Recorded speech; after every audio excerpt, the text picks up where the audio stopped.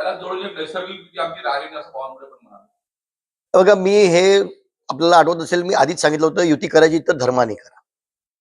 हा अधर्म आहे आणि हाच अधर्म विधानसभेत माझ्याबरोबर देखील झाला होता. त्यावेळी जर भारतीय जनता पार्टीने जर पाऊल उचललं असतं तर मला वाटतं आज भारतीय जनता पार्टीला या पद्धतीची परिस्थितीला सामोरं जावं लागलं नसतं.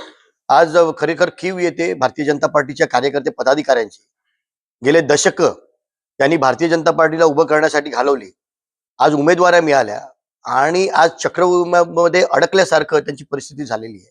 आणि हा अन्याय खऱ्या अर्थानं भारतीय जनता पार्टीच्या पदाधिकारी कार्यकर्त्यांवर. खऱ्या अर्थानं भाजपाच्या वरच्या वरिष्ठ पदाधिकाऱ्यांनी यामध्ये लक्ष घालण्याची गरज आहे. कारण भारतीय जनता पार्टी किती म्हटलं तरी सुद्धा आमच्या महायुतीमध्ये गेले कित्येक वर्ष आम्ही या सर्व कार्यकर्ते पदाधिकाऱ्यांबरोबर काम करत आलो. आजही त्यांचे आम्हाला फोन येतात, भेटतात, तेव्हा अतिशय कळवळीनं रडतात की आमच्याबरोबर काय चाललंय, आमचाच पक्ष आमच्यावर अन्याय करतो, आम्हाला तिकीट दिला आणि पुन्हा आमची तिकीटं मागे घेण्यासाठी सुद्धा आमचाच पक्ष आम्हाला दबाव टाकतो, पत्र काढतो.